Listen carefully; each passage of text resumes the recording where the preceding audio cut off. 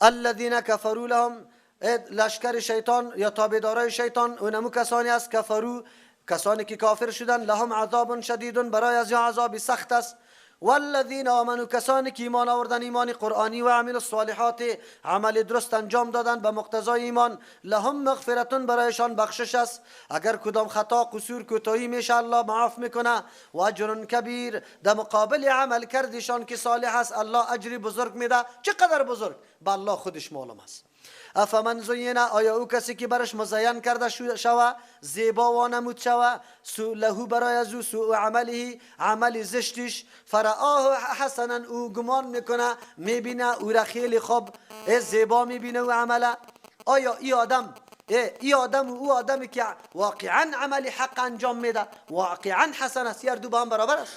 قطعا نیست. قرآن از اینجا از تزیین ذکر میکنه. شیطان میگیره بعضی اعمال زشته آنقدر خوب وانمود میکنه که باز دیگه از اون نمیگرده. از اول تو را نزدیک به مجلس فسق میکنه، بعد از اون تو را، مثال یک پودری را براتون میدم. پودری اول میره در مجلس که 4-5 نفر 6 تا دوقت از امو تر دوست و رفیق است نمیکشه، برش میگه که شما بدبخت هستی که میکشه. خوا برش چی میگه؟ بیا جوان هستی یک دود بزن، باز بعد از خیر است. سبایش میره یک دود سرش میزنه، دیگه سبا دود، پس دیگه سبا باز در مجلس قط میشانشه، پس دیگه باز خریداری همی چیز او را جور میکنه. من یک چند چرسی ها را گفتم که ریلا کنه، گفت مولوی صاحب که چرس بزنیم دل ما خیلی نرم میشه. سری مردم دل ما خیلی زیاد میسوزه. این عملی خود باز خوب و نمود میکنه. امروز امی مردم سازنده سری ساز خود فخر میکنه یا نه؟ میگه این قدر مردم خریداری ماست. باز چی میکنه؟ سازنده از پولی خود باز مسجد ها جور میکنه. زن زنا کنه خب باز مسجد جور کنه. فکرتان است؟ این عمل برش مزین میکنه. امروز مردم به می حالت رسیده، میگه قماندانی بکو، ملک و جایداد مردم غصب کو، خیر است. باز مدرسه جور که حافظا را نگاه کو اونجا، همونطور میگه. باز میگه حج بکو، این خلاص میشه. باز میگه مسجد جور بکو. الله تبارک و تعالی میگه که این عمل برش مزین میشه. عمل زشتش برای خودش مزین میشه که اوه این خوب کار است. ما میتونیم که بسیار خدمت دین بکنیم، الله میگه نه، از او خدمت دینی که احتمال داره او را بمان، این کاری غلط نکو، کاری غلط بگذار. الله میگه که امو عملش برش نیک معلوم میشه. امروز امی شیطانای دجال اعمال خود چطور توجیه میده؟ نیک برشان معلوم میشه، بد بمبارد که میکنه میگه چی؟ شواد در سری مردم به ما را میپرته، یک دم خانه از بین میره. این عمل خوب میگه یا بد؟ عمل خوب میگه. یا فإن الله يضل من يشاء، یقینا الله تبارک و تعالی گمراه میسازه کسی را که الله بخواه. یعنی الله خو برای از چرا گمراه میسازه یاره؟ به خاطری که الله برشان تمام استعداد و قوت داده بود که راه حق بپیمایه، عمل نیک واقعا بشناسه، لیکن یا نشناختن. و یهدی هدایت میکنه الله من کسی را یشاء، که الله بخواه. کسی را هدایت میکنه که اسباب خود در کار پرتافته، از فکر خود کار گرفته، از عقل خود کار گرفته. فلا تذهب نفسك علیهم، بله هلاک نشوه نفسی تو علیهم، بالای از یا حسرات، از روی افسوس خوردن. پیغمبر علیه السلام بسیار غمگین میشد حالات قوم خود که میدید. چرا؟ رؤوف بود، بسیار مهربان، بسیار شفقت داشت. ما امروز قوم خود میبینیم به پیش روی ما جان کندن میکنه، عقیده شرک داره ولی دل ما سرش نمیسوزه. عجیب است. ان الله، یقینا الله تبارک و تعالی علیم، خب میدانه بما یصنعون، با او کارایی که یا به طریق دوام انجام میده. صنع مو کاری را میگه که به طریق صنعت، فابریکه کاری دوام انجام میده، از خاطر رو صنعت میگه. یصنعون که به طریق دوام انجام میده، در ضد تو، در خلاف تو. پیغمبر غمش نکو. والله الذی، الله ذاتی است، ارسل الریاح، دیگه دلیل که الله روان میکنه باداره، فتثیر و میورداره، صحابا ابرها را، فسقناه، باز باد از میچلانیم امی بادها را الی بلد، امی ابرها را الی بلدین، بسوی یک شهری که میتن خشک است، اونجا آب و هوا خراب شده، باران نباریده، خوشسالی شده. فاحیینا، پس زنده میکنیم بی توسط همو باران، الارض، زمین، بعد موتها، پس از خشک شدن زمین. الله هست که انتظام امور میکنه، ابرها را یک جای میکنه، توسط بادا ابر میبره در یک جایی که اونجا باران میکنه. اشاره میکنه که در هر جای ضرورت باران است، الله امونجا بگه باران سوق میده. این کاری کیست؟ الله. خو اشاره به تو هم میکنه. تو نیاز داشتی ای افغانی قرآن در مملکت ترجمه نمیشد، حالی مدرسه قرآن و حدیث جور میشه، از او خاطر شکرگزاری از ایره بکو، تو باید سبز شوی. همو زمین خشک و گیاه خدا کشید، مردم تر و تازه و ردید، تو هم تر و تازه ببینه. عقیده خوب، عمل خوب، کردار خوب، اخلاق خوب از تو مشاهده شود. تو خشک بودی توسط قرآن سیراب شدی. کذالک النشور، این همی قسم باز دوباره زنده شدن است. دمو زمین خشک گیاه را میدیدی؟ نه، توده شده بود و گیاه یک دفعه سوز شده بود، باز ریزه شد، باز الله همو گیاه را سبز کرد، تو را می قسم دوباره زنده میکنه. من کان یرید العزت، کسی که اراده داره عزت، فلله، در اختیار الله است العزت و عزت جمیعا تماما. این علو شان الله تبارک و تعالی قدش. عزت چی را میگه؟ عزت یک کسی با او کس برنامه را اوتور برنامه را پیش ببر که قطعا شکست نمیخوره، هیچ کسی مانع شده نمیتونه. اینی آدم پشت عزت میگرده و عزت حاصل هم میتونه. حالی شما بگوی که کدام مسیر است که قطعا کسی مانع شده نمیتونه، کدام مسیر است که واقعا تو را به هدف رسانده میتونه، و کیست؟ الله تبارک و تعالی. مسیر الله است. پس معلوم شد که عزت در سیر و رفتار راه کیست؟ الله تعالی. راه الله کدام است؟ قل بگو این هذا صراطی، اینمی قرآن چی است؟ راهم است. قرآن روان شو، عزت الله برات نصیب میکنه. ما یقین داریم اگر امت اسلامی سر کتاب الله و سنت رسول الله جمع شود، اختلافات مذهبی طریقی را اون طرف کنه، تنظیمی و بگوی نژادی را اون طرف کنه، جغرافیایی و منطقه‌ای را اون طرف کنه، به یک کتاب الله و سنت رسول الله جمع شود، عزت از کیست؟ از همین مسلمان است. اولا برای از یا بود، آخرا برای از یاست. من کان یرید العزت، کسی که اراده عزت داره، فلله، خاص در اختیار الله است العزت، عزت و عزت جمیعا تمامی، الیه بسوی الله یصعد الکلم الطیب، بالا می روه الکلم الطیب، کلمات پاک، یک کلماتی که دیش اخلاص است او بالا خود می روه. این را میگه ایمان. عقیده توحید ضرورت به این نداره که دیگه چیزو را بالا ببره، خودش بالا میره. از این آیت مستنبط شد الله سری کجاست؟ سری عرش است. چرا که کلمه طیب اخلاص بالا میره. والعمل الصالح، عمل صالح یرفعه، بالا میبره عمل صالح را، امی اخلاص و امی کلمه طیب. نه، تا که عقیده صحیح نباشه هر قدر اعمال صالح بکنی بالا نمیره، مورد قبول الله تبارک و تعالی قرار نمیگیره. اینقدر ضرور است عقیده توحید الله. اگر شرک کردی کل اعمال نیکی تا مکمل چی میکنه؟ بگه میسوزانه. در اینجا چند توجیه است. اول توجیه، والعمل الصالح، عمل صالح یرفعه، بالا میبره، یعنی در مقام قبولیت میرسانه عمل صالح را، عقیده توحید الله. بس. دوم، کلمه طیبه گفتارای انسانه، گفتارای انسان، عمل صالح گفتار انسان بالا میبره در مقام قبولیت. در زبان هر چیز میگی، خب وقتی که در عمل پیاده کنی او وقت بازی قابلی چی میگرده؟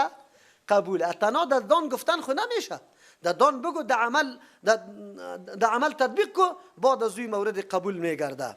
در حدیث هم چیسته؟ الله پیغمبر علیه الصلاه و السلام میفرماید لا یقبل الله قولا، الله قبول نمیکنه هیچ گفتاره الا بعمل، مگر که عمل قطش باشه. ولا یقبل قولا ولا عملا، الله قول و عمل قبول نمیکنه الا بنیت، بنیت قبول میکنه. ولا نیتا، الله قبول نمیکنه نیت الا باصالت نیت، که نیت خالص باشه. که خالص نباشه، که توحید نداشته باشه، او دیگه قبول نمیشه. کلش یکی به دیگه مربوط است. امام قرطبی رحمت الله علیه در تفسیر خودی را ذکر کرده. والذین یمکرون السیئات، کسانی که سازشا میکنه سیئات، سازشای شوم بد به خاطر جلوگیری دعوت دین، الله میگه لهم عذاب شدید، برای از عذاب سخت است. و مکر اولئک، سازشای مردم ها، هو امی سازش یبورو، ضایع و برباد است، در مقصد و مطلب نمیرسه. در مقابل پیغمبر انواع سازش‌ها و پلانات طرح میشد، نقشه ها کشیده میشد، ولی الله تبارک و تعالی میگه کلش چی است؟ ضایع میشه. اگر مسیر آدم حق باشه، شما یاد داشته باشه در اولی طور فکر میکنی که به هیچ وجه کامیاب شده نمیتونم، چرا؟ از هر طرف حمله هاست. خب لیکن الله تبارک و تعالی حمله ها را اینطور چی میکنه؟ خنثی میکنه که هیچ پرسان نکن. میبینی که در یک جای با جوش مردم میخیزه که او مردم مانده ایشه، لیکن باز میبینی که قراری میشه، اما جوش ها از بین میره. شرط است که آدم در راه خود مخلصانه قدم بگذاره، ان شاء الله الله کامیاب میکنه آدم. والله خلقکم من تراب، الله پیدا کرده شما را از خاک، مکمل شما را یا پدر و اصل شما را. ثم من نطفه، بعد از اون نطفه آدم علیه السلام از خاک پیدا کرده، لیکن چیست دیگرای ما را از نطفه. ثم جعلکم، بعد از شما را گردانیده، بقای شما را، نسل شما را، ازواجا، جفت و جوره، توالد و تناسل توسط عقد ازدواج ثابت میشه. این کلی کارا را الله میکنه. و ما تحمل من انثى، حامله نمیشه و یک هیچ زنی، ولا تضع نمیزایه الا بعلمه، مگر به علم الله، که چقدر وقت در شکم مادر باشه، چه تفاوت ها، چه شکل گیری، چه قسم روزی دادن، رزق دادن.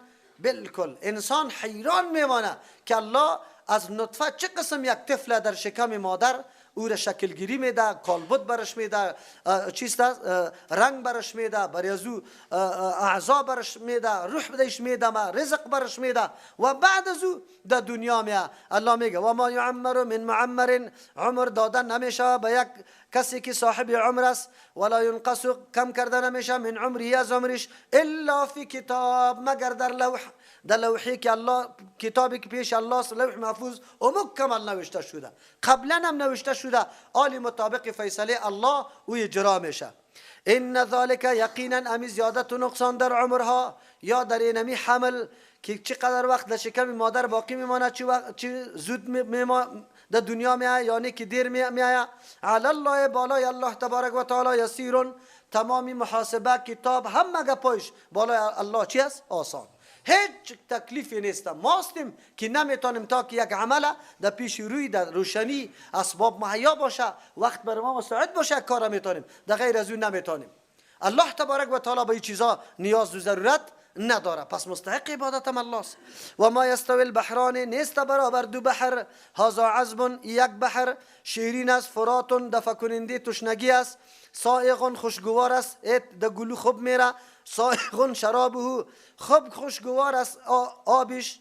و هذا بحر دیگه ملح شور است، اجاج تلخ گلوگیر است. و من کل نظر کدامش تاکلون، شما میخوری، لحم طریا، گوشت تازه را، و تستخرجون حلیتا، شما میکشی آن زیوراتی را، دانه هایی را که زیورات میسازه، تلبسونه که میپوشی دورا. و ترى الفلك، تو میبینی کشتی را، فی دمی بحر، مواخره که چیر میکنه آبها را، حرکت میکنه، لتبتغوا، که شما طلب کنی، من فضله، از احسان الله، یعنی از رزق و خوراکایی که الله براتون داده، ولعلکم تشکرون، و دیگه با خاطری که شما شکرگزار نعمت الله شوی. اینجا ببینی الله میگه دو قسم بحر است، آب است. در اول از قطره های باران الله مکمل آبا را شیرین کرده بود، اما در روی زمین الله بحر تلخ جور کرد، به خاطری که اونجا هر چیز میره بوی نگیره دنیا، باز زندگی آدم نمیتونه. اما هر کدامش مصلحت داره، ایتو نیست که فایده نداشته باشه، هر کدامش. سه فایده را برای بحر ذکر کرد. یک طرف برای ما گفت که از وا گوشتای تازه میخوره. الله در یک بحر چقدر شکار در اونجا الله پیدا کرده که مردم با آسانی او را شکار میکنه.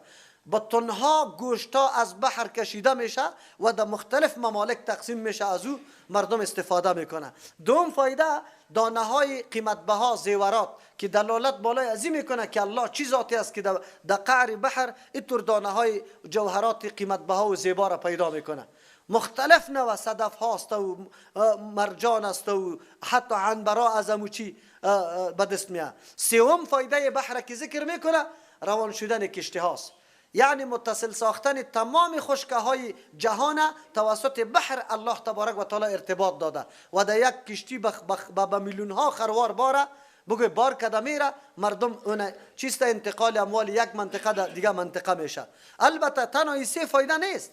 الله تبارک و تعالی مطابق ذهنیت ما و آن چیزی که به چشم ظاهر خود همیشه میبینیم امور بر ما یادآور شده. خب به خاطر چی؟ کلش به خاطر عزیزته که لعلکم تشکرون، شکرگزار نعمت الله شوی. از بحر استفاده خوب بکنی، از گوشتش استفاده خوب بکنی، از زیوراتش استفاده خوب بکنی. یعنی هر چیز الله برای منفعت انسان پیدا کرده، خو انسان در محدودی که الله برش مقرر کرده حرکت بکنه. غلط استفاده نکنه. به هر شکار کنیم، نه برای عیاشی باشه که اونجا هتل‌ها جور شوه نعوذ بالله محل اختلاط زن و مرد و زناها شوه مثل سونامی واره. چطور الله تبارک و تعالی تباه کرد؟ کدام جاهایی را که الله برای نعمت انسان پیدا کرده اگر او غلط استعمال میشه باز شما میبینی که اونجا چی میشه. یک روز شما خاط شنیده که قرغه به کدام حالت میرسه و سالنگ به کدام حالت میرسه. اگر همینطور ادامه کنه در اونجا عیش پرستی ها باز شما آوازش میشنوی که چی حالت سرش میاد. این آمده نیست. یولج اللیل فی النهار، داخل میکنه الله شب در روز، یعنی روز زیاد میسازه، ساعتای روز ساعتای شب کم میشه. و یولج النهار فی اللیل، داخل میکنه روز در شب، ساعتای روز کم میشه و شب زیاد میشه. امید تصرف در شب و روز کی میکنه؟ و سخر الشمس و القمر، رام ساخته در کار شما مقرر کرده آفتاب و مهتاب در وقت واده خود به یک نظم خاص میبرای غروب میکنه. هر کدامش کل یجری، تمامیش روان است. این نظم تعلق به طبیعت نداره که مردم میگه. پشت سر از یک قوت بزرگ است که به نام الله یاد میشه. چرا؟ او برش تعیین کرده کل یجری، هر کدام روان است، لاجل مسمى، تا تاریخ مقرره. ذالکم الله، این کارایی را که انجام داده موصوف به صفت است، اینمی الله تان است. ربکم که تربیت شما را میکنه، مالک و متصرف شماست. له الملک، خاص در اختیار از او کل پادشاهی و اختیارات است. الله خو میگه کل اختیارات پادشاهی به پیش کیست؟ شمس تبریز رحمت الله علیه نمیتونه که آفتاب امر کنه که بیا ماهی مرا پخته کو. این غلط گپ است.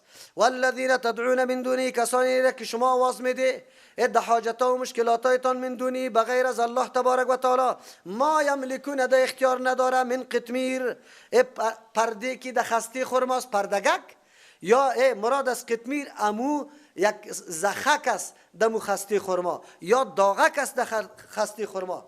ایره قطمیر، چیزی خیلی کم قطمیر میگه. این تدعوهم، شما آواز نمیده بریازیا، این تدعوهم، اگر شما آواز میدی یاره امی معبودایی که شما گمان داری که حاجت پوره میکنه، لا یسمع دعاکم، خواندن شما را، دعای شما را شنیده نمیتونه. چرا؟ یا وفات کرده یا دور هستن یا استکی بتاسته، بتا خیلی شنیده نمیتونه.